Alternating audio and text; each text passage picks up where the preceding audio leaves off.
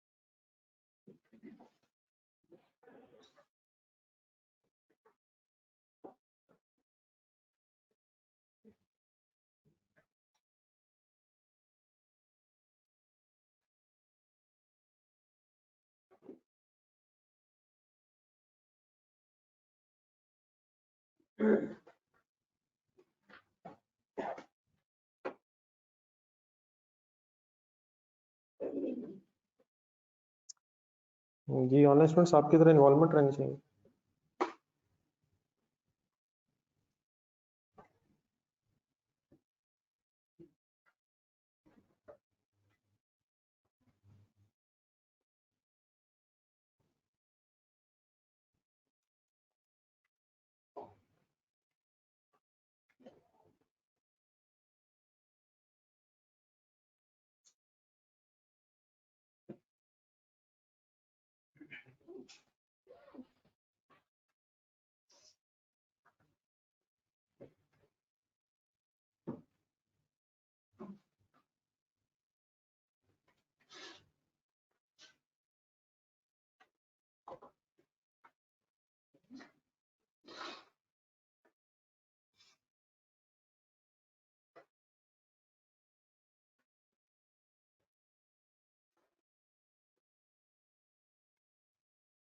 ये किसी से कॉपी करवानी पड़ेगी, किसी से कॉपी करवाना है, ये टी रूम में फास्ट से मिलना है, किसी से कॉपी वगैरह करवाना मरवाना।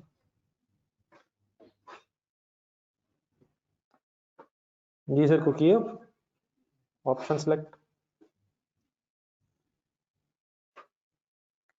बताएंगे कोई ऑप्शन क्या कर रहे हैं अभी?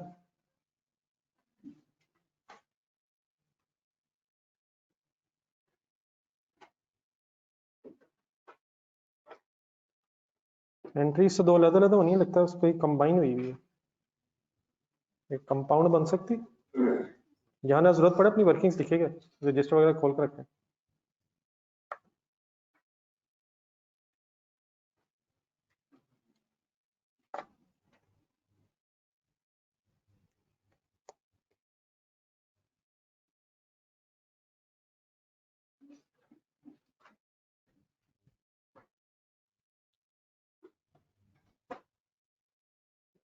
जी कर लिया प्लीज। ये बिल्डिंग ए में सरप्लस है लॉस है, और बिल्डिंग बी में वापस में एडजस्ट नहीं हो जाएगा सरप्लस और लॉस? वो सिर्फ कब होता है जब एक ही एसेट का सरप्लस, तो बिल्डिंग ए का तो सरप्लस पड़ा हुआ, तो उसका भी फिर सरप्लस ही आया। अगर बिल्डिंग ए का लॉस आता तो वो एडजस्ट हो सकता था। अब यहाँ से कंपाउंड एंट्री लग रही नीचे, कंपाउंड कैसे हो सकती है? लेकिन सरप्लस अलहदा ही रहेगा, लॉस भी अलहदा ही रहेगा, लेकिन उसने लग रहा है कि एसेट्स को इकट्ठा किया हुआ है। वसूलन तो वैसे वो भी अलहदा होने चाहिए थे, लेकिन जो ऑप्शन है उसके मुताबिक कौन सी बनती है फिर? जैसा सा वर्किंग छोटी छोटी जहां जरूरत हो लिखते रहिएगा, और उसने बिल्डिंग्स के जगह non current asset word use किया हुआ है, तो कौन सी ऑप्शन बनती है? 150 से बिल्डिंग्स डेबिट हो रही हैं, 80 से क्रेडिट हो रही हैं, तो नेट इफेक्ट एक बन लिखा हुआ है, ठीक है। 150 एंट्रीज भी लिखना है, और साथ एक other comprehensive income word use हुआ हुआ। ये सिंपली इसका मतलब ये है कि रिवैल्यूएशन सरप्लस की बहस हो रही है। Any confusion? थोड़ी जरा स्पीड पकड़िएगा जरा। ताकि मैक्सिमम जितना गिवन टाइम में पॉसिबल है।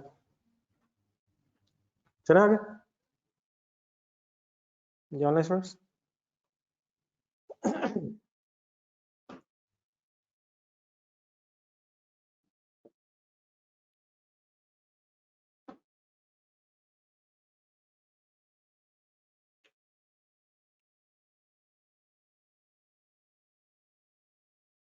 नेक्स्ट वन करें, नंबर 3।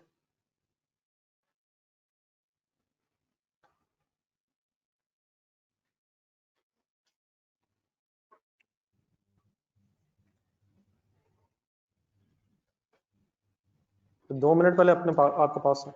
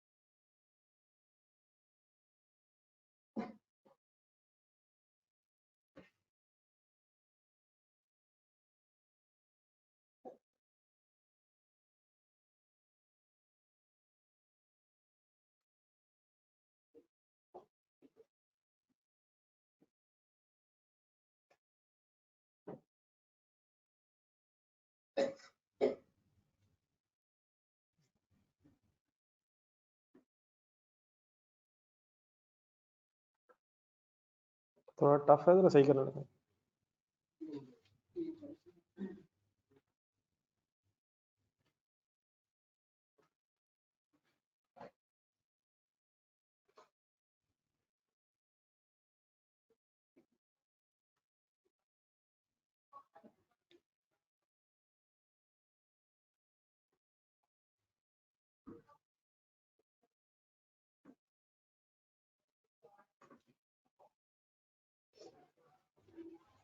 बट हर इस पीस पेज नंबर 7 है, पेज नंबर 8 है, इस वक्त 8 हो गया।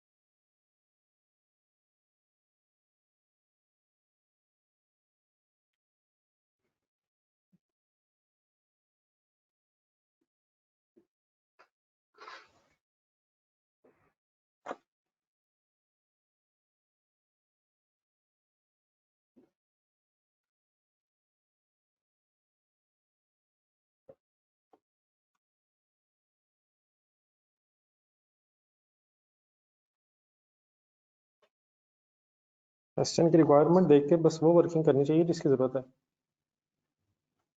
कोई रिवैल्यूएशन सरप्लस वगैरह निकालने की ज़रूरत नहीं है इसमें। ये वैल्यू होने के बाद डिस्पोजल हुई है।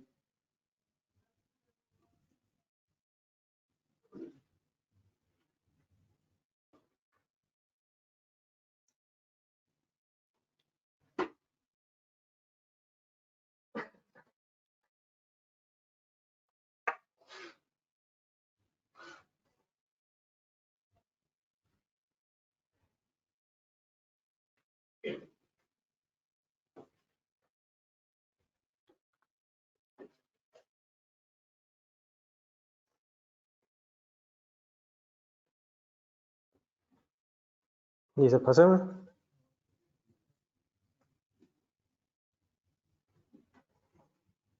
जी ऑप्शन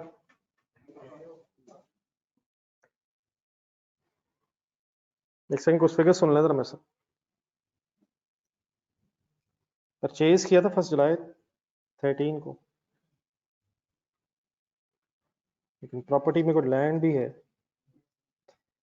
30 जून पे इसकी रिवैल्यूएशन हुई और फेयर वैल्यू 7 मिलियन थी, जिसका फिर एक ब्रेकअप है 1.24 मिलियन एंड 5.76 मिलियन।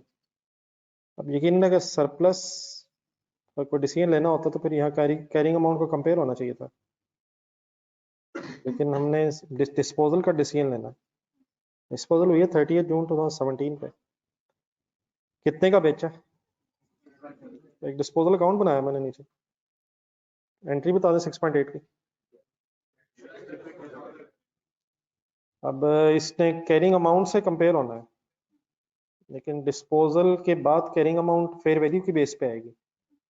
तो 30 जून 2017 पे लैंड तो 1.24 मिलियन एज इट इज होगी, ठीक है। बिल्डिंग जो थी 5.76 मिलियन की, वो फिर फर्दर 2 साल डेप्रिशिएट हुई होगी। फेयर वैल्यू डिवाइड बाय 48 एक मैंने लिया, ये कैसे लिया है? 50 एज इसकी ओरिजिनल लाइफ थी, 2 साल गुजर गए, 2 साल गुजर गए थे सॉरी, तो 48 लाइफ है और उसके बाद रिवैल्यूएशन के बाद भी फिर 2 साल और गुजरे हुए हैं, तो मैंने एक्यूमुलेटेड एप्रिसिएशन ब्रैकेट में माइनस की हुई। अब डेफिनेटली आप शायद 5 पॉइंट कॉस्ट एक्यूमुलेटेड एप्रिसिएशन अलग था कि बेस पे वर्किंग कर सकते हैं, ठीक है। तो मैंने डब्ल्यूडीवी निकाली 6.76, तो 6.8 और 6.76 में 0.4 मिलियन गेन बनता है, बल्कि सॉरी 0.04 शायद। तो अगर मिलियंस में लिख रहा हूँ तो 0.04 मिलियन ऑप्शंस के मुताबिक फिर क्या बनेगा, ये 40,000 गेन हो जाएगा, ठीक है। प्लीज क्लियर हो गया? बाकी वर्किंग्स आपने नोट करनी है तो काइंडली बाद में कीजिएगा, वैसे अपनी ट्राई करें तो वर्किंग्स देख लें। कोई कन्फ्यूजन? अगर कोई लिखना चाह रहा है तो लिख लें, बाकी आगे चलें, आप नेक्स्ट करें।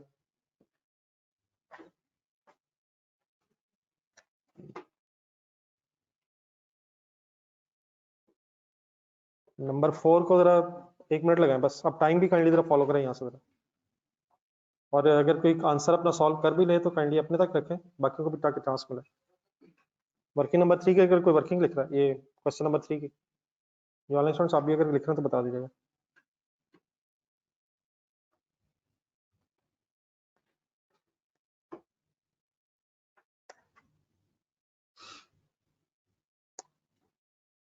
और अगर वर्किंग आपने किसी और तरीके से की हुई है तो डेफिनेटली आपकी मर्जी है, क्योंकि जरूरी नहीं कि वर्किंग इसी तरीके से हो। चलो आगे, चलिए नंबर 4।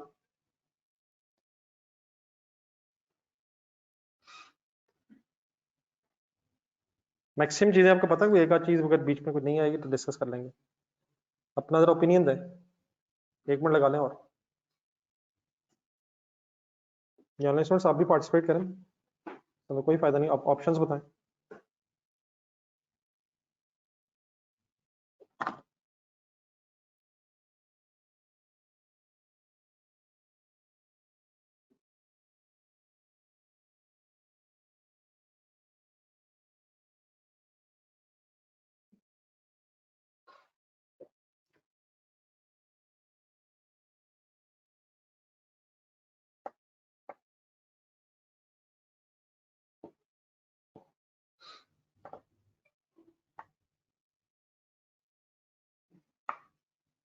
जी पढ़ लिया। क्या इशू है जी नंबर 1 में? जी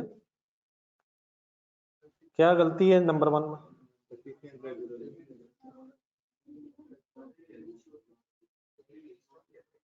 सर जी सही है स्टेटमेंट यार।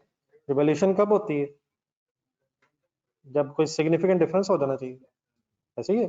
The carrying amount does not differ if revaluation must subsequently made with sufficient regularity to ensure that. अब सेंटेंस सही अंडरस्टैंड करना जरा।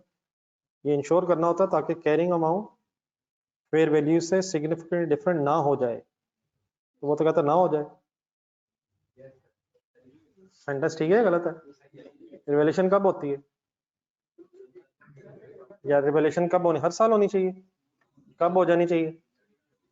जब भी कैरिंग अमाउंट और फेयर वैल्यू में सिग्निफिकेंट डिफरेंस आ जाए, तो वो कहता है ना ये इंश्योर करना होता है कि डिफरेंस आ ना गया। जी नंबर 2 में क्या इशू है?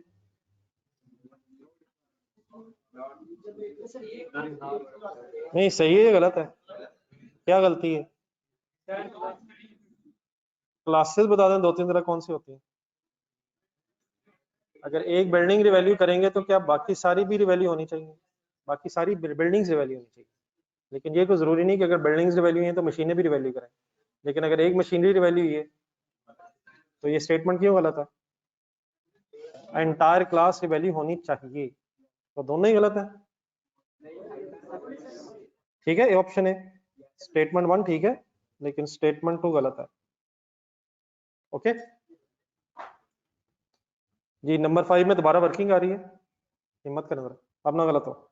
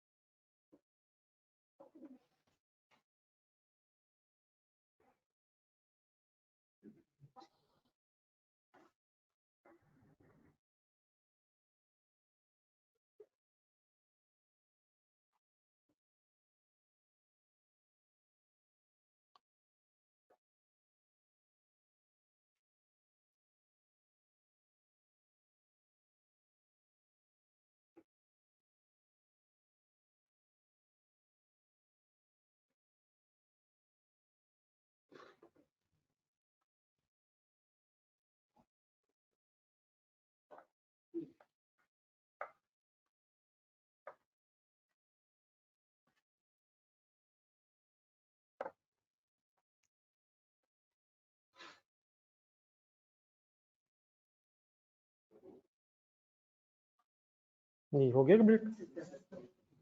क्या फाइंड आउट करना? ईयर एंड 31 मार्च है, फर्स्ट अप्रैल से शुरू हो रहा है, लेकिन revaluation middle of the year है, तो 6 महीने रिवैल्यूएशन से पहले और 6 महीने रिवैल्यूएशन के बाद गुजर रहे हैं। रिवैल्यूएशन से पहले, अब मैंने मिलियंस में लिखा, 12 मिलियन डिवाइडेड बाय 20 इंटू 6/12, ठीक है। रिमेनिंग लाइफ कब गिनना है? वो तो 1 अप्रैल पे गिननी है, तो फिर 1 अक्टूबर पे 10.8 मिलियन फिर फेयर वैल्यू है, डिवाइड बाय रिमेनिंग लाइफ चाहिए, कर सकते हैं मत। 3.6 मिलियन साल के शुरू तक ऑलरेडी डेप्रिसिएशन चार्ज हुई हुई थी क्यूमुलेटेड, तो ये 6 सालों की क्यूमुलेट हुई हुई है और हाफ ईयर करंट ईयर में भी गुजरा है, ये कर लेंगे हिम्मत। 13.5 ईयर्स कैसे बनाया मैंने? 3.6 मिलियन जो क्यूमुलेटेड एप्रिसिएशन है वो 6 सालों की क्यूमुलेट हुई हुई है, लेकिन साल के शुरू तक, तो 6 मंथ्स फर्दर गुजरे हमारे अकाउंटिंग ईयर में, तो 6.5 साल गुजर चुके हैं, तो डिवाइड बाय 13.5 और मल्टीप्लाइड बाय रिमेनिंग 6/12, तो डेप्रिसिएशन फॉर द ईयर में पहले 6 महीनों की बिफोर इवेल्युएशन और दूसरे 6 महीनों की आफ्टर इवेल्युएशन फिर रिमेनिंग लाइफ की बेस पे मेरा ख्याल है 7 लाख शायद बनता है, 0.7 मिलियन। ठीक है जी प्लीज, ऑप्शन सी ठीक है। 0.7 मिलियन मींस, अब इतने ही तो बड़े हो गए हम कि हम एडजस्ट कर सकते हैं अकॉर्डिंगली, ऑप्शंस के मुताबिक 7 लाख आंसर बनता है। ठीक हो गया, तो लिख रहा है वर्किंग तो लिख रहा है, बाकी आगे चलते हैं। नेक्स्ट वन कंपैरेटिवली इजी है, तो बस 1 मिनट में खत्म करें। ये नंबर 7, बाकी जो बोर्ड से देखना बस 1 मिनट। जीरो पार्टिसिपेशन है, सॉरी 6 है 7, नंबरिंग के मुताबिक चलते रहेगा जो भी है, 7 है, चलो ठीक 7 है।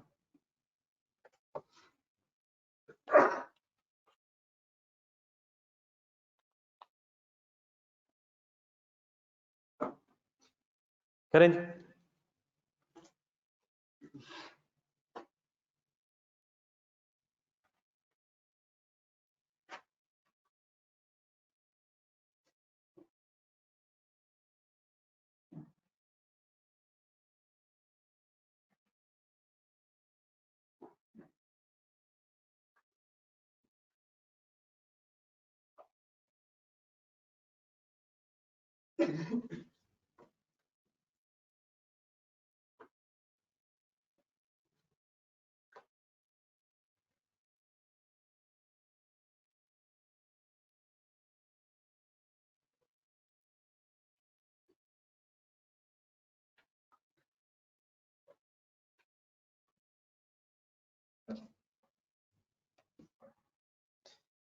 एक अदर कंप्रिहेंसिव इनकम अगर वर्ड यूज हो रहा है तो प्लीज क्या जहन में आ जाएगा? हाँ जी, वैल्यूएशन सरप्लस होना चाहिए, बिल्कुल सिंपल है। प्रॉपर्टी क्रेडिट बाय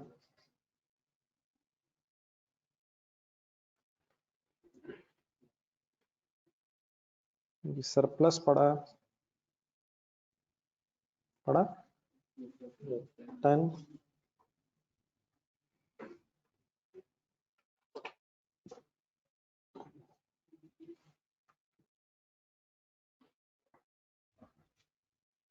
ये सरप्लस है लॉस है, लेकिन सरप्लस पड़ा 10 का तो 3 प्रॉफिट लॉस में फिर जाएगा, तो other comprehensive income word use हो रहा है किसके लिए? रिवैल्यूएशन सरप्लस एमसीक्यू नंबर 2 में जो आया था, ये क्या आंसर आएगा? ऑप्शन, अब ठीक है प्लीज,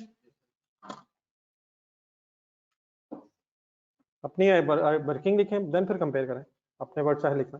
चलो आगे। डिस्क्लोजर जहन में लाएं, जब रिवैल्यूएशन होती है, रिवैल्यूएशन और डिस्क्लोजर स्केड्यूल वगैरह बनाते हैं, वो जहन में लाएं और ट्राई करें जरा, एक अच्छा सा गेस करने की कोशिश करें। Which of the following is an optional disclosure? 30 seconds.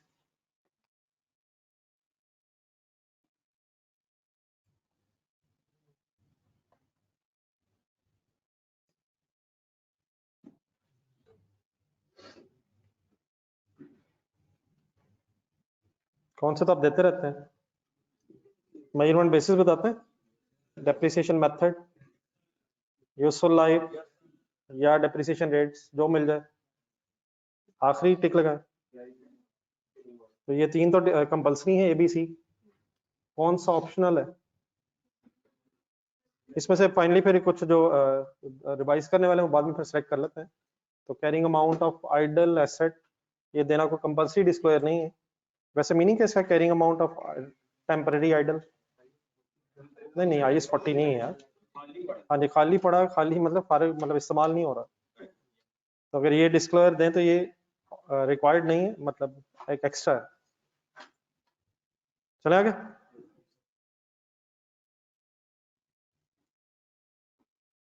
Number 11 के लिए 1 मिनट।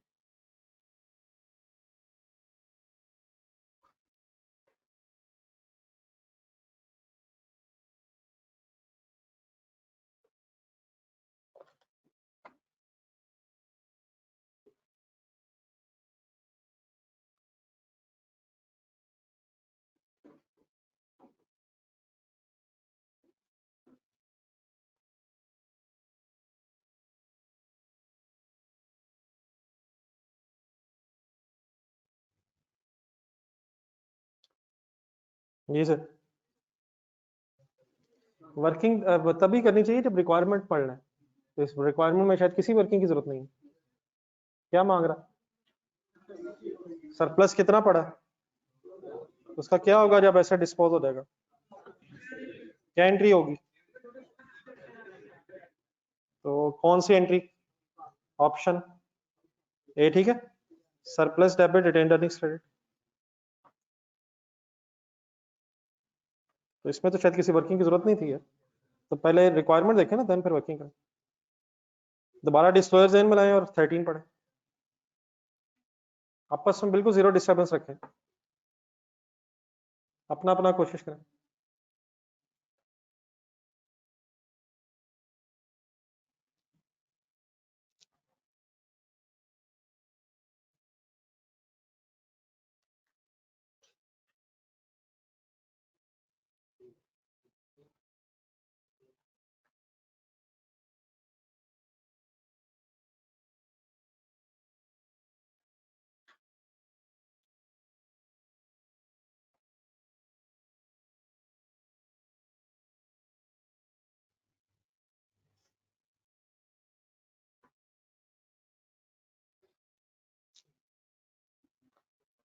जी सर। और ये मसलन क्या क्या है? इफेक्टिव डेट भी बतानी है, इंडिपेंडेंट वैल्यूर भी बताना है, carrying amount at cost model भी बतानी है, और रिवैल्यूएशन सरप्लस का चेंज भी बताना है। ठीक है। कौन सी ऑप्शन बनी? 14 करें।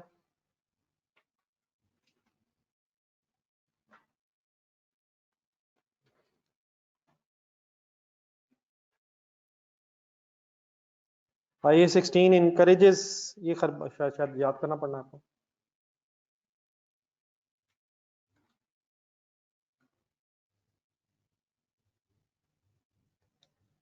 IAS 16 इनकरेज करता है following information as user of financial statement might find it to be useful. एक तो इसमें पीछे भी आया, पढ़ने पहले।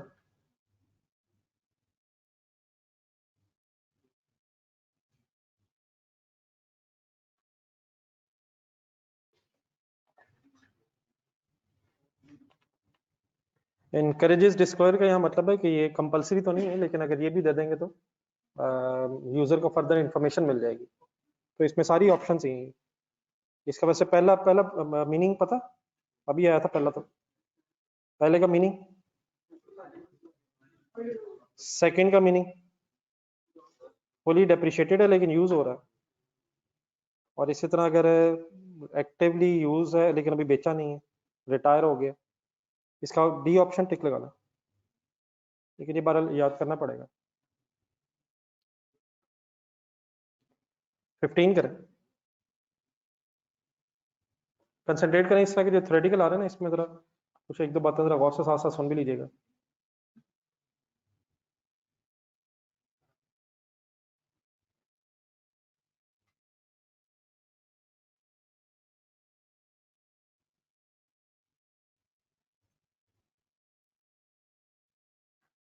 ये मटेरियल डिफरेंट का मतलब होता है सिग्निफिकेंटली डिफरेंट।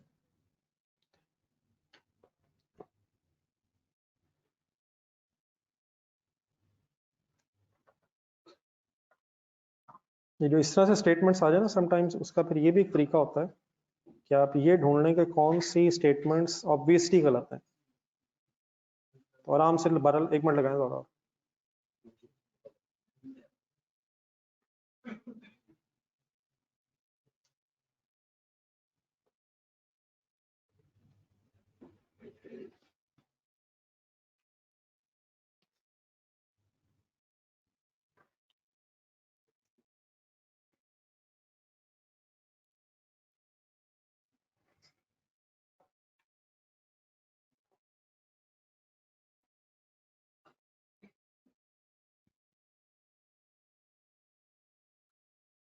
जी 1 ठीक है। नहीं सर जी, दोनों बताना है। स्केड्यूल जरा ज़हन में, ग्रॉस भी बताने हैं और नेट भी बतानी है, और नहीं है एंड है। इसमें प्रॉब्लम और का है, ये नहीं है कि या ग्रॉस बता दें या नेट बता दें। स्केड्यूल ज़हन में ग्रॉस भी बताएं और एंड में आते आते नेट कैरिंग अमाउंट भी बताएं। दोनों एंड होना चाहिए था यहाँ, तो इसमें प्रॉब्लम एंड वाला है। पहले जरा सी में है, सी में कोई इशू है? रिवैल्यूएशन मॉडल नहीं, हर साल नहीं है, हर साल के एंड पे भी नहीं, at the end of each year भी नहीं है, फिर शुरू में भी हो सकता है, मिड में भी हो सकता है, भी आपने देखा। नंबर डी, इसमें कोई इशू है? नहीं ठीक नहीं है सर स्टेटमेंट, अभी तो बात हुई है। क्या सारे प्रॉपर्टी प्लांट इक्विपमेंट को रिवैल्यू करना? सिर्फ क्लास को सफिशिएंट होता है, एक क्लास को तो रिवैल्यू होना चाहिए, लेकिन सारे प्रॉपर्टी प्लांट इक्विपमेंट को की आइटम्स को रिवैल्यू करना कंपलसरी नहीं है। बी में आया जरा। हाँ जी, ये भी आपने थोड़ी देर पहले किया था, पीछे जाए जरा, ये जो 13 वाला, सॉरी नहीं 13 नहीं, 10 10 10। हाँ जी, ये 10 में ऑप्शनल डिस्क्लोजर्स में आखिरी था ना, लेकिन कंपलसरी डिस्क्लोजर्स कौन कौन से हैं? मेजरमेंट बेसिस है, डेप्रिसिएशन मेथड है, सी जो है ना ये या लाइफ बता दें या डेप्रिसिएशन रेट, दोनों बताने जरूरी नहीं है। हम क्या करते हैं वैसे? नहीं, हम दोनों नहीं बताते, जिसका जो होता है वो बता देते हैं। जिसकी लाइफ पता हो लाइफ बता देते हैं, जिसका रेट पता हो रिड्यूसिंग बैलेंस मेथड में रेट बता देते हैं। दोनों बताने जरूरी नहीं है, या लाइफ बता दें या रेट बता दें। ठीक है, तो उसी तरह फिर 15 में आए तो जो बी स्टेटमेंट है वो इसलिए ठीक है क्योंकि वहां लिखा हुआ आइदर यूजफुल लाइफ और depreciation rates are to be disclose, both are, ये सही है। ए में क्या इशू जरा दोबारा बता दें। नहीं, और की जगह सी में क्या इशू है?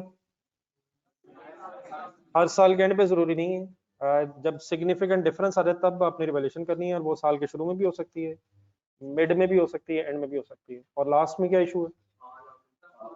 All of its property plant equipment जरूरी नहीं है, बस क्लास रिवैल्यू हो जानी चाहिए। चलिए अब 16 करें, और अब इस तरह की कम से कम ये न्यूमेरिकल जो आ रहे हैं इनमें नहीं गलती हो।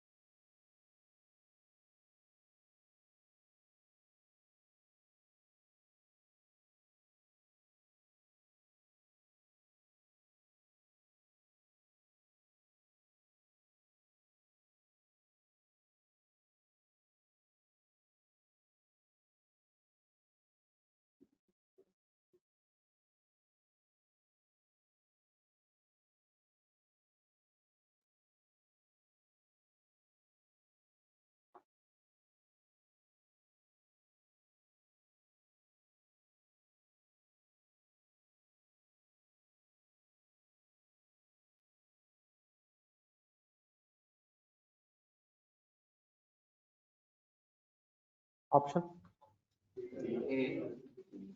जल्दबाजी कर रहे हैं। ये आपका हाँ डी है। फॉर द ईयर बतानी है ना यार, तो पहले 3 महीने भी तो प्लस करेंगे। रिमेनिंग लाइफ की जरूरत पड़ेगी, 9.75 निकल आएगा। ये 2 साल और 3 महीने गुजरे हैं, तो 3 महीने मीन्स 2.25 years, 0.25 years, 3/12, 9/12। ये रिमेनिंग लाइफ समझ आ रही है कि 2 साल गुजरे और 3 महीने मार्च तक, 2.25 years, 3 डिवाइड बाय 12 कर लें जरा एक दफा। 3 डिवाइड बाय 12 मीन्स 0.25 years, 2 पूरे साल और 0.25 years, तो 9.75 years, 3087 टोटल। डेप्रिसिएशन का क्या संबंध है? 87 ही है। ये ठीक है जी, डी ऑप्शन।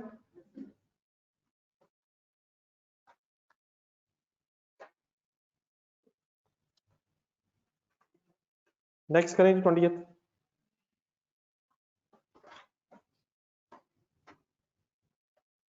एनी इशू बता दीजिएगा साथ साथ अगर है तो। नेक्स्ट आप अपनी तरतीब से चलें। करेंट होती है थोड़ी नंबरिंग जरा हैफेजर्ड सी है, लेकिन चलते रहे तरतीब में।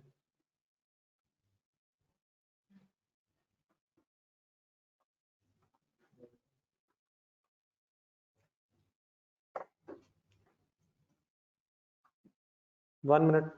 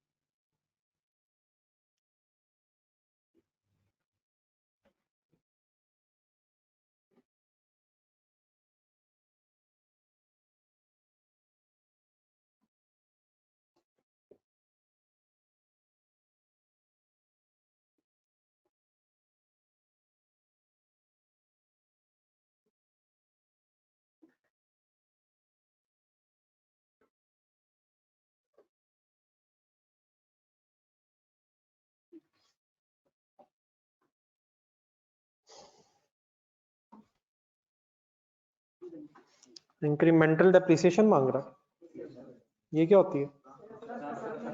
और सरप्लस कितना आया?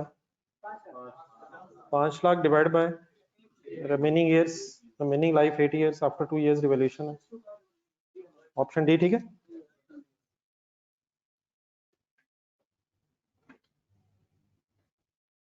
ये 20 सेकेंड 30 सेकेंड्स।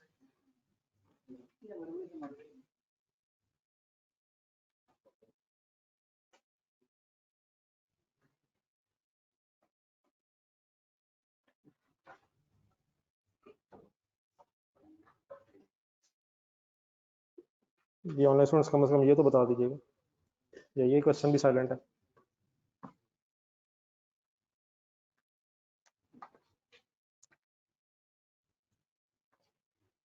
जी सर 20 सेकेंड की ऑप्शन।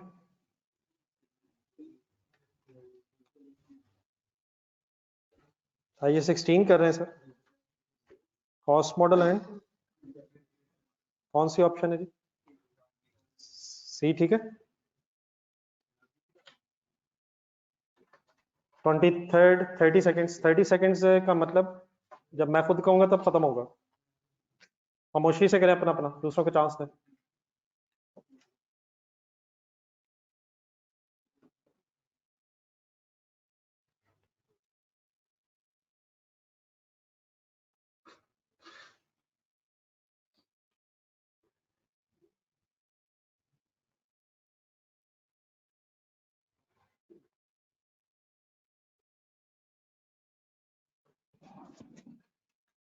ये अब इसे फाइनल कर लें मेरा ख्याल है। अगर कोई एक आइटम रिवैल्यू हुई है तो what should be revalued? Whole class, a selection of the assets, whole class of the assets to which it belongs. ठीक है, ओके। 23rd, 24, 30 seconds.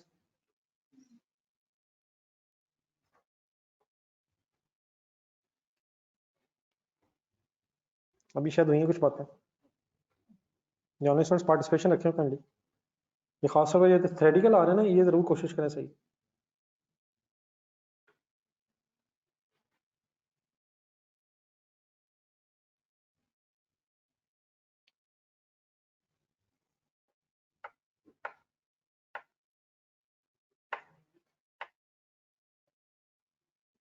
अच्छा सा गेस करें।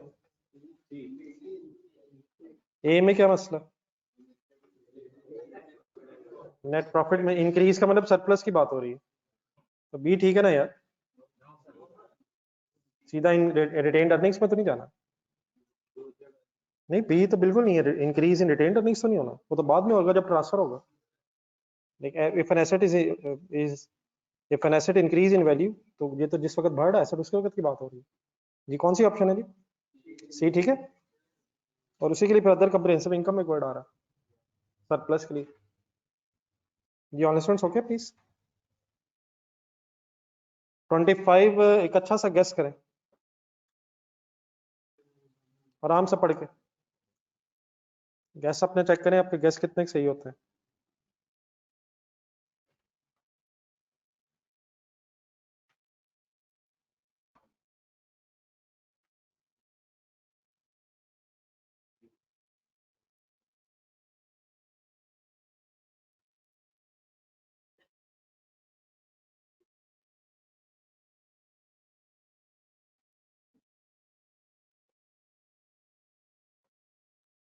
जी ऑनलाइन स्टूडेंट्स, अगर कोई एक आध क्वेश्चन ना आता हो तो उसका फिर क्या करेंगे? छोड़ेंगे तो नहीं ना? तो एक अच्छा सा गेस करने की कोशिश करें।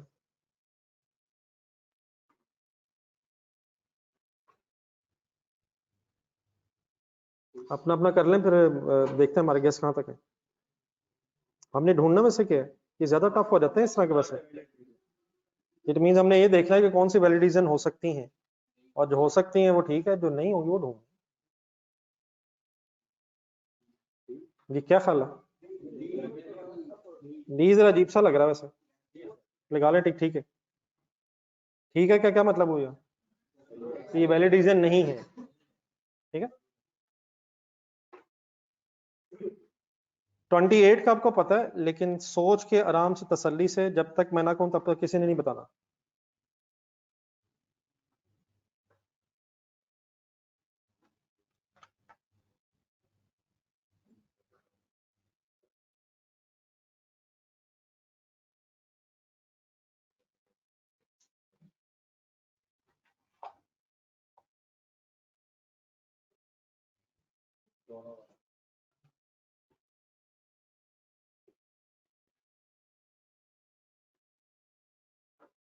जी ऑनलाइन स्टूडेंट्स, इसमें गैस की जरूरत नहीं, इसमें सही सोचना है। ये सारे I-16 जेन में आए, रिवोल्यूशन के डिस्क्लोजर जेन में आए, उस जेन में आना चाहिए।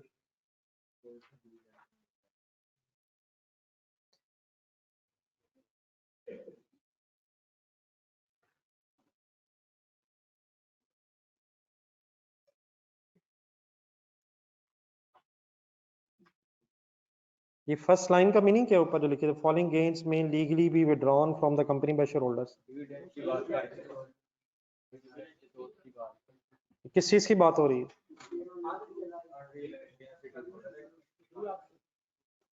बेटा मैं ये पूछ रहा हूँ पहली लाइन का मीनिंग, आप मुझे कह रहे हैं डी ऑप्शन, या खुदा के लिए यार।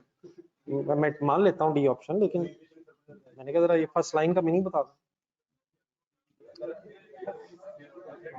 डिविडेंड की बात हो रही है। कौन से गेन ऐसे हैं जो लॉ के मुताबिक जिन्हें शेयर होल्डर्स विड्रॉ कर सकते हैं डिविडेंड की शक्ल में? तो पॉइंट 1, अपवर्ड रिवैल्यूएशन का क्या मतलब है?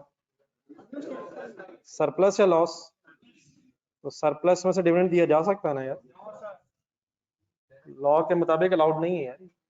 एक आखिरी डिस्क्लोजर इवैल्यूएशन में there is restriction on distribution of dividend, distribution of surplus as dividend to shareholders।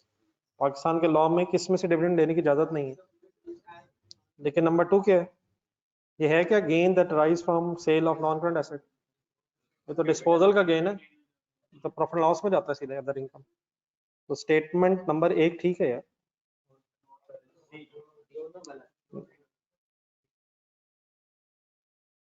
Statement number 1 ठीक नहीं, कौन सी सही है कौन सी गलत है, ऑप्शन बता दें।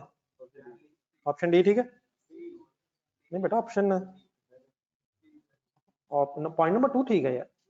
डिस्पोजल पे जो गेन होता है वो अदर इनकम में जाता है, और अदर इनकम से होकर प्रॉफिट में आता है, तो प्रॉफिट में से तो डिविडेंड दिया जाता है यार। इसलिए तो मैं कह रहा था पॉइंट 1 और पॉइंट 2 है क्या, जरा ट्रांसलेट करते हैं आप कर ही नहीं। पॉइंट 1 क्या है, रिवैल्यूएशन सरप्लस की बहस हो रही है। रिवैल्यूएशन सरप्लस में जब तक अमाउंट पड़ी है उसमें से डिविडेंड नहीं दे सकते, लॉ में इजाजत नहीं है। पॉइंट नंबर 2 में किस गेन की बात हो रही है, sale of non current asset का मतलब डिस्पोजल का गेन है। डिस्पोजल का गेन कहाँ आता है, अदर इनकम से कहाँ आता है, प्रॉफिट में से भी डिविडेंड नहीं दिया जा सकता, प्रॉफिट में से तो दिया जा सकता है। तो क्या ऊपर सेंटेंस क्या, फॉलोइंग गेन्स में लीगली बी विड्रॉन, लॉ के मुताबिक कौन से गेन्स में से डिविडेंड दिया जा सकता है। फर्स्ट गेन में से नहीं दिया जा सकता, सेकंड में से दिया जा सकता, तो पहली स्टेटमेंट गलत है और दूसरी स्टेटमेंट ठीक है। ठीक है प्लीज, क्या ढूंढना था हमने, वैलिडिटी ऑफ दी स्टेटमेंट, कौन सी सही है कौन सी गलत है। तो 1 में क्या मसला है, 1 में से आप डिविडेंड नहीं दे सकते और 2 में से, नंबर 2 में से दे सकते हैं। फाइनल बता दें, ऑप्शन डी ठीक है। ठीक है सर,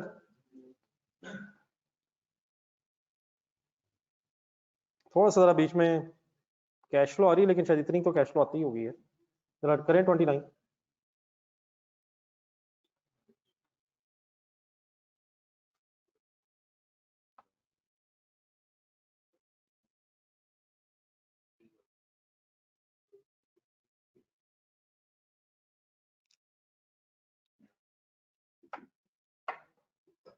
सिंपल है यार, सही गिरेगा।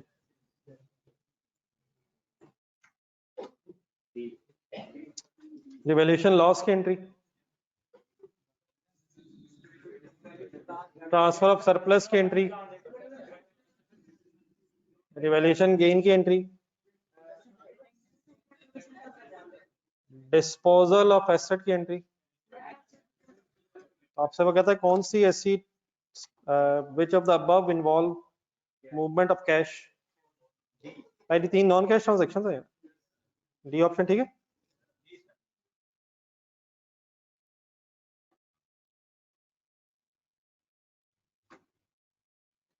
चलिए ये भी जरा सोचे, 33 वॉल्यूम 2 में है, वैसे ये आना चाहिए जेन में, ट्राई करें।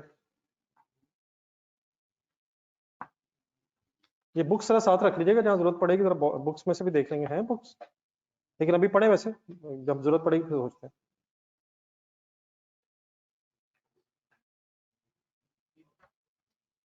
ये ऑनलाइन स्टूडेंट चल रहे हैं साथ,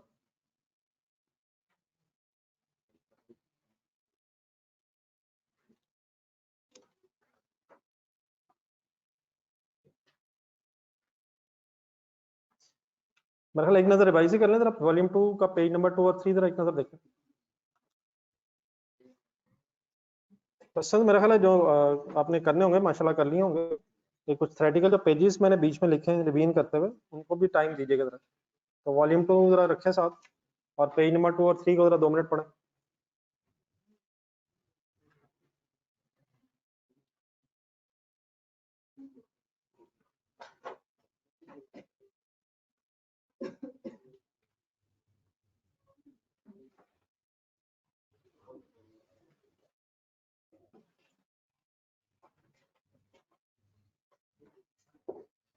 कौन सी अमाउंट एसेट की कॉस्ट में ऐड होती हैं, कौन सी नहीं होती हैं, जरा 1 मिनट अपने आप को जरा इंडिविजुअली पढ़ के याद करवाएं।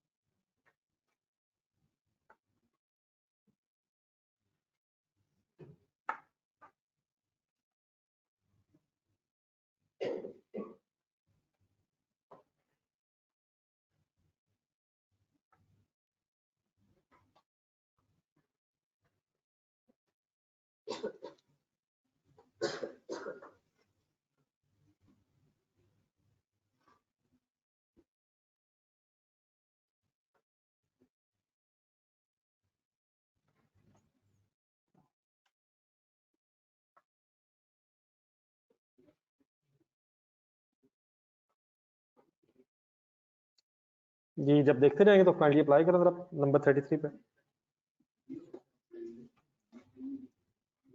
नहीं बेटा बैटली रोटेटिंग रनिंग्स वाली तो कोई बहस नहीं है, सिंपली वहां क्या लिखा कैपिटलाइज नहीं करना तो प्रॉफिट लॉस में लेके जाना। इस लिस्ट में आ रहा है कहीं कौन कौन से खर्चे कैपिटलाइज नहीं होने पर आराम आराम से थोड़े थोड़े वर्ड बोलते हैं सारे, छह छह चार चीजें जो है।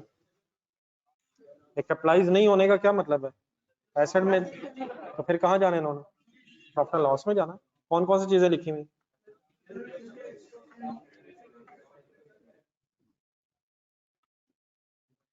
फाइनल करें 33 में से कौन सी ऑप्शन बनेगी, डी ठीक है।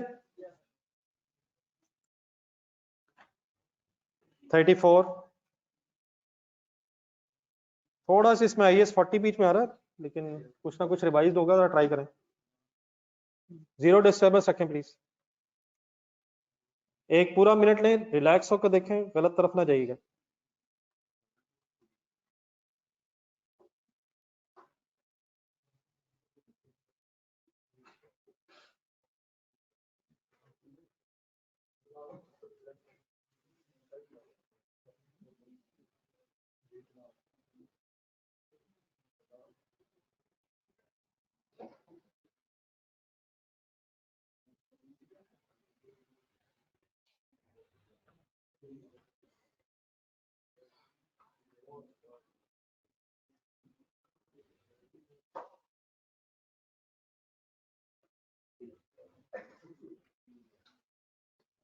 जाने दें यार, आपने क्या ढूंढना है, ढूंढना क्या है, प्रॉपर्टी प्लांट इक्विपमेंट नहीं है। नंबर ए क्या है, प्रॉपर्टी प्लांट इक्विपमेंट है, प्लॉट ऑफ से लैंड हेल्ड फॉर रीसेल क्या है, इन्वेंट्री है, मेरे ख्याल इन्वेंट्री ज्यादा बेहतर है। IAS 40 क्या है,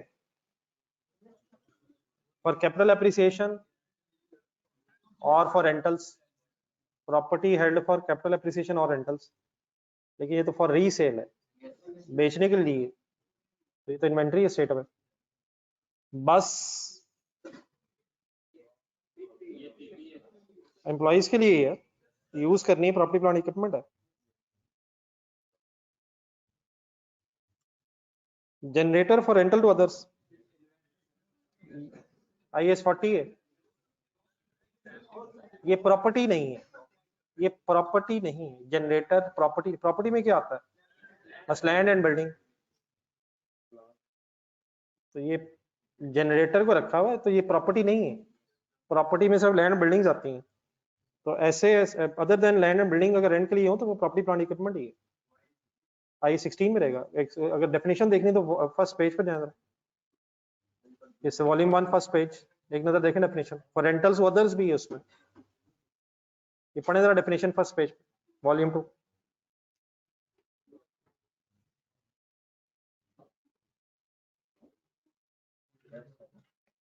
डेफिनेशन पढ़िएगा जरा राम नाम से, क्या है,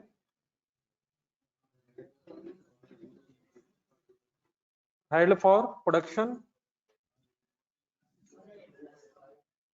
और सप्लाई ऑफ गुड्स और सर्विसेज और फॉर रेंटल अदर्स, और फॉर रेंटल्स नहीं लिखा हुआ है, लिख लें जरा ब्रैकेट में। अब लेकिन अगर लैंड बिल्डिंग रेंटल्स के लिए वो क्या है, तो मेरा मेन पॉइंट इसमें ये कि ये अब इन्वेस्टमेंट प्रॉपर्टी नहीं है, ये रेंटल नहीं है, सॉरी रेंटल के लिए है लेकिन प्रॉपर्टी नहीं है। तो अगर कोई और एसेट है लैंड एंड बिल्डिंग के अलावा, आपने रेंट पे अगर दिया हो तो वो प्रॉपर्टी प्लांट इक्विपमेंट ही है। मसलन अगर आपने कोई रेंट कार गाड़ी हो तो आपका एसेट आप डेप्रिशिएट आप ही करेंगे, किराए पे दी हुई। तो इसमें हमने क्या ढूंढना था, इसमें बी क्यों नहीं है, वो हेल्ड फॉर ही सेल है। लेकिन अगर यही लैंड फॉर एग्जांपल यूज के लिए होती तो फिर ये प्रॉपर्टी प्लांट इक्विपमेंट होती, अगर फॉर रेंटल्स या कैपिटल एप्रिसिएशन के लिए होती फिर ये इन्वेस्टमेंट प्रॉपर्टी बन जाती। ठीक है,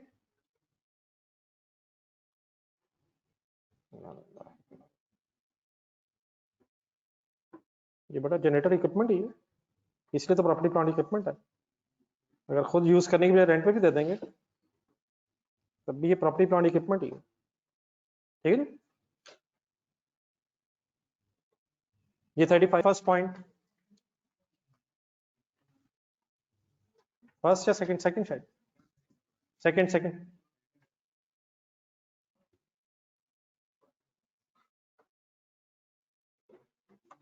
आपने जो पुराना एसेट दिया उसकी फेयर वैल्यू 70 मिलियन, साथ कैश दिया 21 मिलियन। पुराने एसेट की फेयर वैल्यू पता है, जो हमने एसेट दिया फिर 70 मिलियन मार्केट वैल्यू का 70 था, और 21 मिलियन कैश दिया, और 5 मिलियन शायद इंस्टॉलेशन कॉस्ट भी आई। तो 70 जमा 93 क्यों नहीं ले रहे, एक 93 पे तो फेयर वैल्यू गिवन है।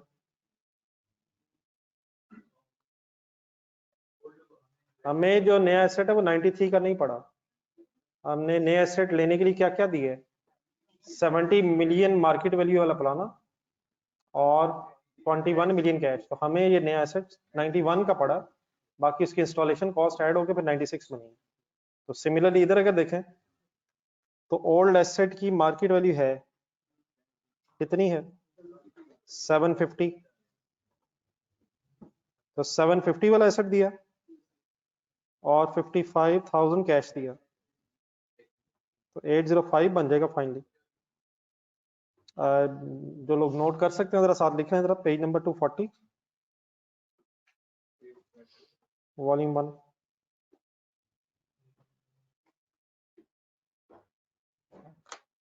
वैसे तो वॉल्यूम 2 में भी क्वेश्चन है, पेज नंबर 35 पे देखें क्वेश्चन, वो भी आपने प्लीज आई होप के किए होंगे। पेज 35 पे भी एक देखें जरा सवाल है, अल्फा लिमिटेड शायद 35 ही है, उसमें भी फर्स्ट सेकंड ऊपर पॉइंट देखें।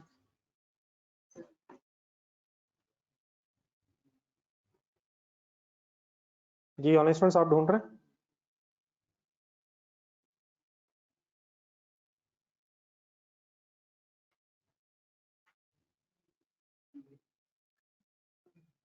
और 35 ही है, उसमें बताया जरा फिगर्स कौन से रेलिवेंट होंगे।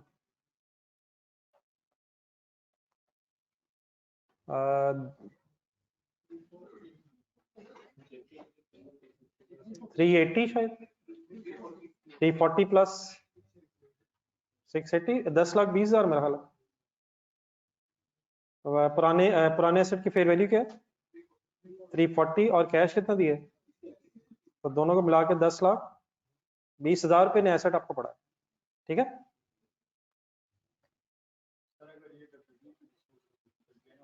और बेटा ना करें खुदा के लिए, बस करें ये बातें। मेरे सामने सवाल आ जाएगा डब्ल्यूडीवी पे डिस्पोज होता, बेटा कभी भी ऐसे डब्ल्यूडीवी पे डिस्पोज नहीं हो सकता, लोगों को पता ही नहीं डब्ल्यूडीवी क्या होती है, हमेशा एसेट मार्केट वैल्यू पे डिस्पोज होगा। अब ये बस कर दें बातें यार, और अगर वो मार्केट वैल्यू डब्ल्यूडीवी के बराबर होती तो फिर ना गेन होता ना लॉस होता। डब्ल्यूडीवी पे नहीं बेच सकते आप अपना मोबाइल मार्केट में जाके किसी से कहीं मैं डब्ल्यूडीवी बेचना चाहता हूँ, वो भाईजान कहेगा आप कोई और किसी और प्लेनेट से आए हैं, मैं नहीं डब्ल्यूडीवी पे लेना चाहता, मुझे बताएं कितने का बेचना है कैश पे। तो हम मजबूर हैं ये वर्ड यूज करने के लिए, तो ना करें, ये तो बातें डॉक्टर भी कर सकते हैं। जी पेज पॉइंट नंबर 36 आए, 36 वापस।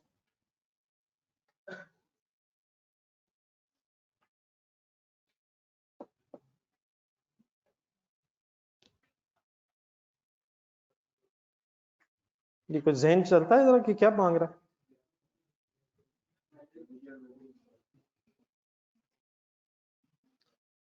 तो कहता है 1 अप्रैल 18 को प्लांट खरीदा 20 लाख का और 25% रिड्यूसिंग बैलेंस मेथड पे डेप्रिसिएशन चार्ज हो रही है। रेजिडुअल वैल्यू बताएं 5 साल बाद क्या होगी। रिड्यूसिंग बैलेंस मेथड में वर्किंग कैसे होती है? फर्स्ट ईयर रेट किससे मल्टीप्लाई होता है? Second year onwards. और अगर रेजिडुअल वैल्यू हो तो कॉस्ट में से लेस करके माइनस कर, फर्स्ट ईयर कॉस्ट में से रेजिडुअल वैल्यू माइनस करके डेप्रिसिएशन चार्ज होती है? नहीं होती। तो इसका मतलब रेजिडुअल वैल्यू होती ही नहीं है। होती है लेकिन वो रेट की कैलकुलेशन में आ जाती है। पेज नंबर 2 ढूंढने जरा, वॉल्यूम 1 का। ये छोटे छोटे पॉइंट्स इधर उधर से आ रहे हैं, इनको सीरियस नहीं करनी।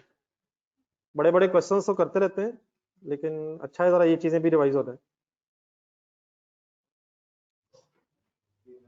पेज नंबर 1 2 और से मेरे वर्ड सुने। जब एसेट की लाइफ खत्म हो जाती है ना, तो एसेट फिर की डब्ल्यूडीवी जो होती है वो किसके बराबर होती है? वो जीरो होनी चाहिए अगर रेजिडुअल वैल्यू जीरो है, और अगर रेजिडुअल वैल्यू उसकी हो तो एसेट फुली डेप्रिशिएट नहीं होता, वो रेजिडुअल वैल्यू के बराबर आ जाता है। ये मैंने पेज शायद इसलिए का, इसमें एक टेबल शायद बनाओ क्वेश्चन नंबर पेज नंबर 2 या 3 वॉल्यूम 1 में नहीं बना हुआ। ये शायद अपने हाथ से ना बनाया आप लोगों ने कभी।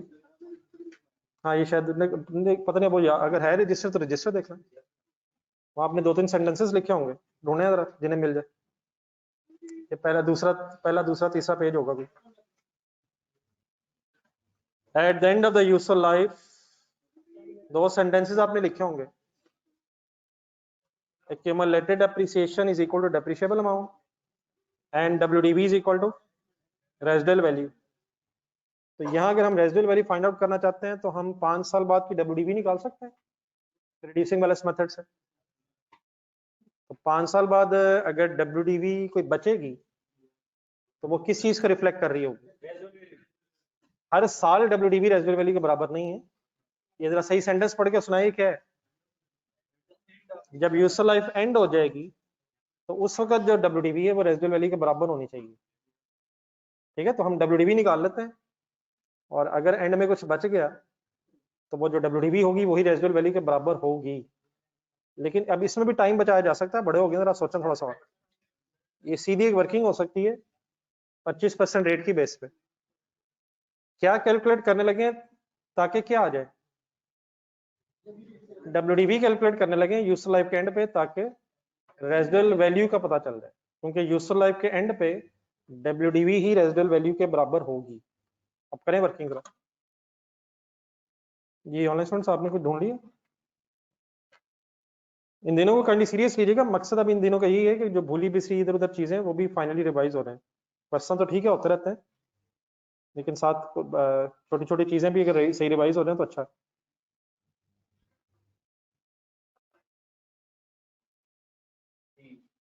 तो अब इसमें टाइम बचाना चाहिए कैसे? अमाउंट अवेलेबल अब नहीं, वो परसेंटेजेस की जरूरत नहीं है। अमाउंट अवेलेबल सीधा 75% होगा।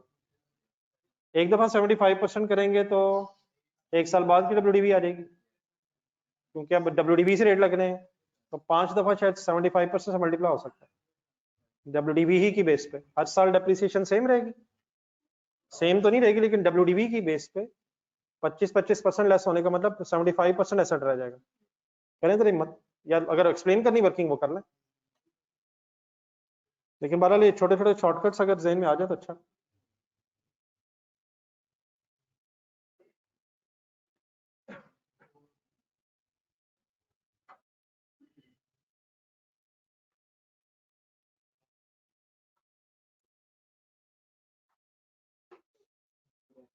ये 5 दफा 75 समझ आ जाएगा? 5 टाइम्स क्यों? एक दफा करेंगे तो 1 साल बाद डब्ल्यूडीवी, 2 साल बाद, 3 साल बाद, 4 साल बाद, 5 साल बाद। क्या आंसर आ रहा है? 474 तकरीबन 609। इसके साथ कोई रेफरेंस लिखें कुछ ना कुछ। ये हमें कहाँ से याद आया? WDV at the end of the useful life.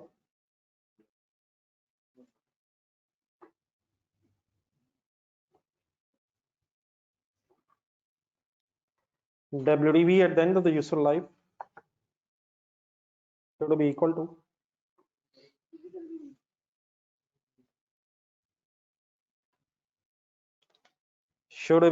to residual value. बहरहाल ठीक है, कुछ चीज़ें आप होपफुली इंडिविजुअली आपके जहन में आनी चाहिए, जो ना भी आ सकें वो फिर मेरे साथ कम से कम डिस्कस करके क्लियर हो जानी चाहिए। तो मसला तो नहीं प्लीज 36 के बाद 38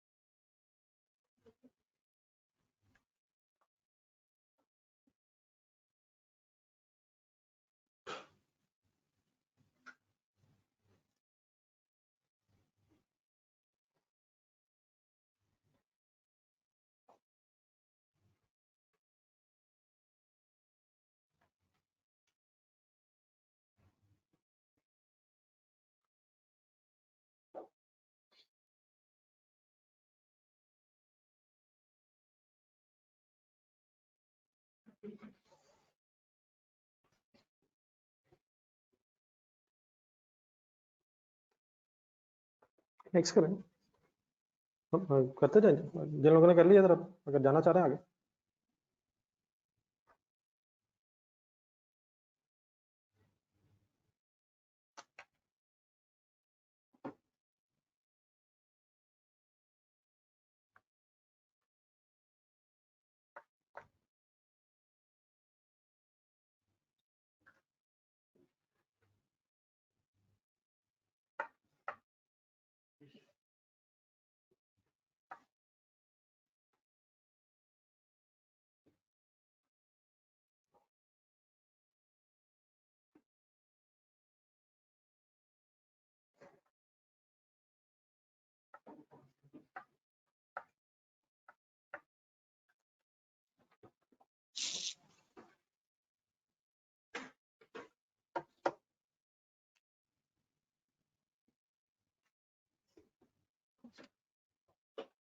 जी सर, एक्यूमुलेटेड डेप्रिसिएशन कितने अरसे की या कितनी अमाउंट? 78 आ जाएगा। कितने सालों बाद डिस्पोजल हुई है? रिवैल्यूएशन वैसे नहीं है बीच में, नहीं बेटा, कुछ 4 साल का कैसे गिनी जा रहे हैं? जी sir, 25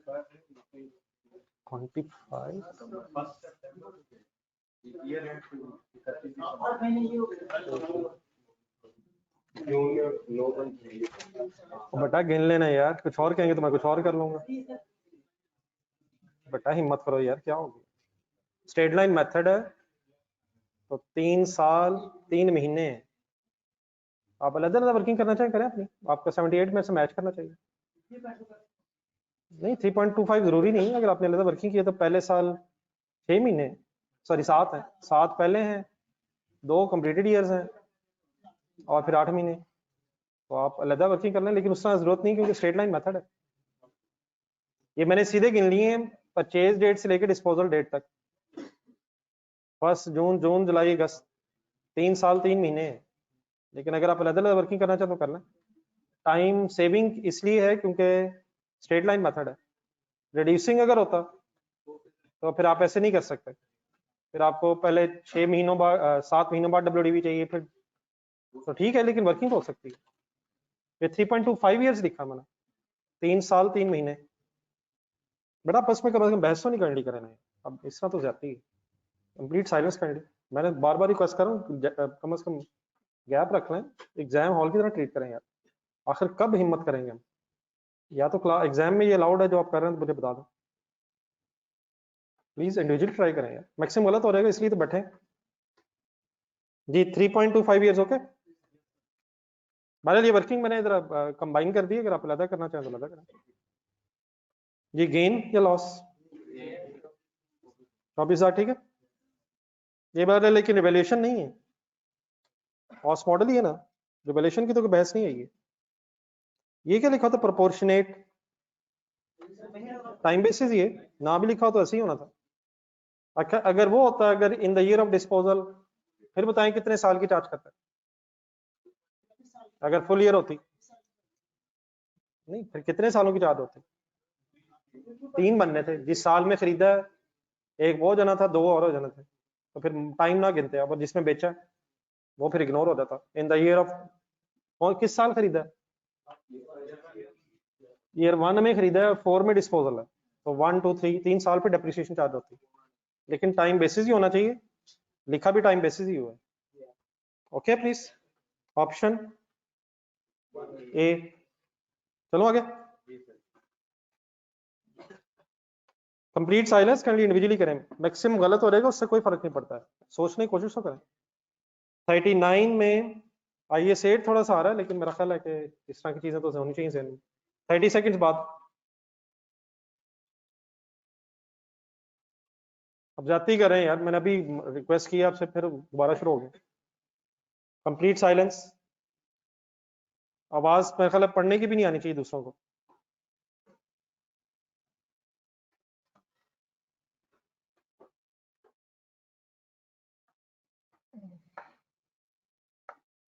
change in depreciation method, आप ये बताएं कि मेथड बदल जाए तो पिछले सालों की डेप्रिसिएशन चेंज होती है? हाँ जी, प्रोस्पेक्टिवली होती है, रेट्रोस्पेक्टिवली होती है? एस्टिमेट चेंज है, एस्टिमेट चेंज, पॉलिसी का चेंज हो वो रेट्रोस्पेक्टिवली होती है। मेथड बदल जाए, आगे 2 चीजें और, रेट बदल जाए, नहीं डेप्रिसिएशन के एंगल से, डेप्रिसिएशन का मेथड बदल जाए, रेजिडुअल वैल्यू बदल जाए, लाइफ बदल जाए, ये वो बाकी चीजें तो अपनी जगह, अलाउंस तो वैसे ही, लेकिन डेप्रिसिएशन के एंगल से ये 3 चीजें एस्टिमेट है। कौन सी ऑप्शन बनेगी? बी ठीक है। 20 सेकेंड्स फॉर 10।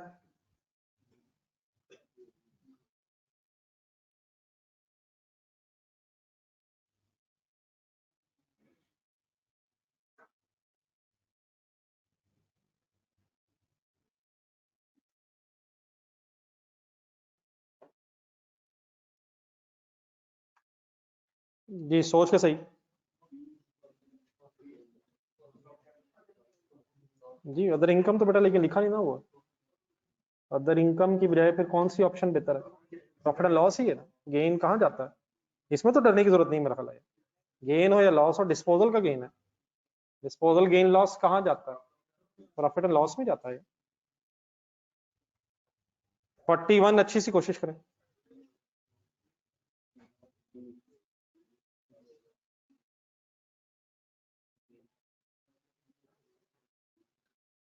नेवर तो नहीं यार,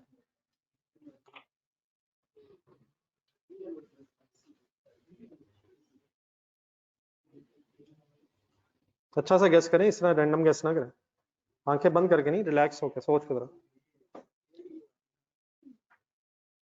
ये बेटा यूसुफ लाइफ कोई मार्केट वैल्यू से तो लिंक नहीं है।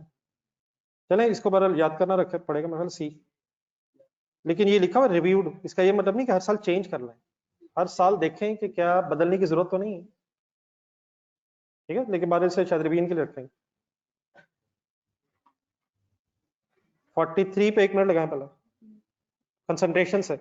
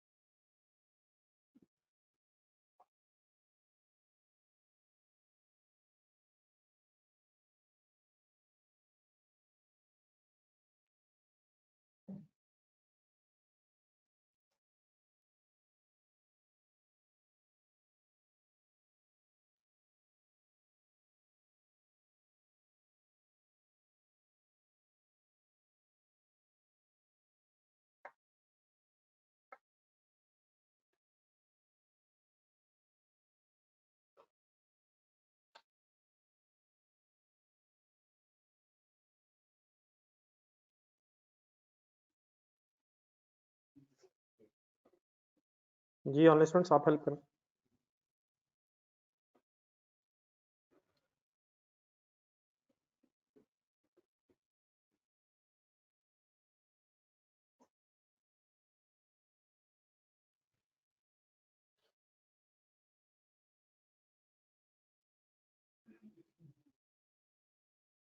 वैसे क्या होती है रेजिडुअल वैल्यू? नहीं पुराने एसेट की या नए एसेट की? नहीं यूजफुल लाइफ के एंड में मतलब पुराना ही हो जाएगा ना, लेकिन उसका अंदाजा आज लगाया जाता है या इसमें बी जरा पढ़े जरा सही।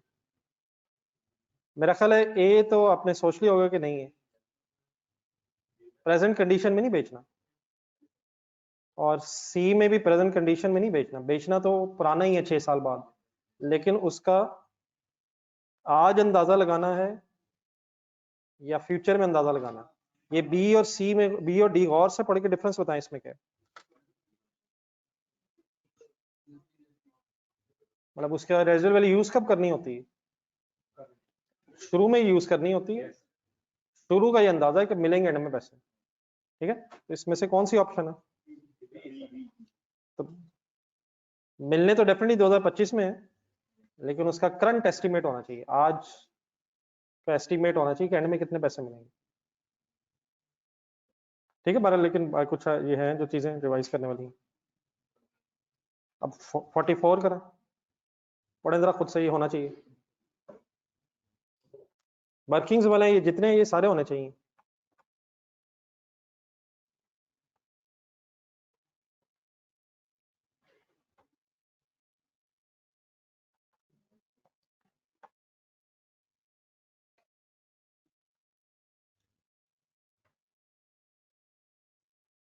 ये करंट एस्टिमेट लेना ना, अपने करंटली मींस जब एसेट परचेज किया तो उस वक्त का एस्टिमेट लेना।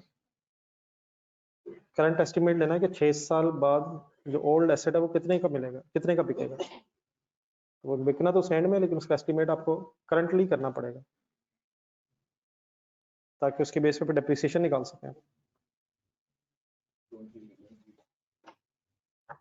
एक्सेस डेप्रिसिएशन कर लेंगे मत, कैसे पता चलेगा एक्सेस डेप्रिसिएशन? नहीं मतलब how much excess depreciation? Old depreciation क्या थी? 100 माइनस 10 डिवाइड बाय 6 15। रिवैल्यूएशन के बाद फेयर वैल्यू 120, हाँ जी रेजिडुअल वैल्यू भी बदल गई, माइनस 15 और डिवाइड बाय कंसंट्रेट 3। कैसे?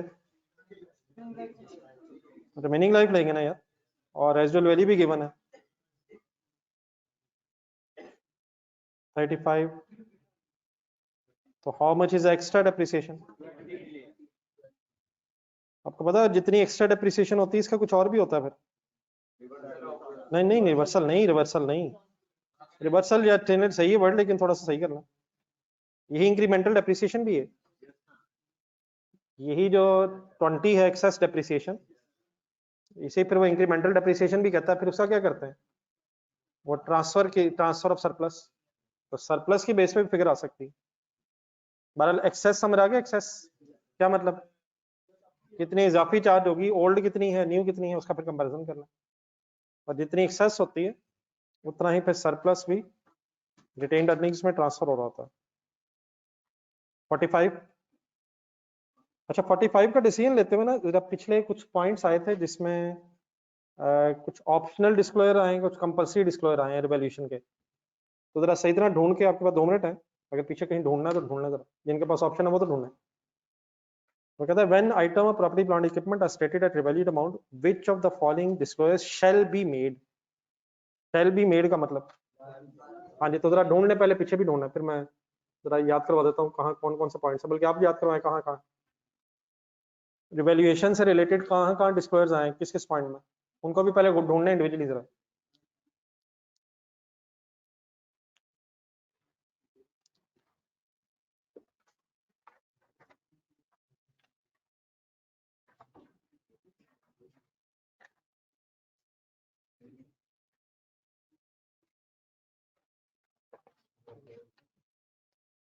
एक 10 में है, 14 में है, 15 भी है शायद, एक और पीछे भी शायद आप कहीं बता रहे थे। 10, 14, 15 और एक आया था मेरा ख्याल।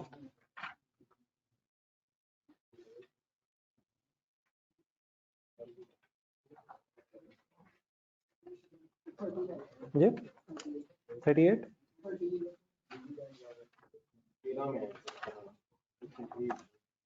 हाँ जी 10, हाँ जी 10, 13, 14 एंड 15 जरा सामने रख के फिर फाइनल डिसीजन ले इसका 45 का।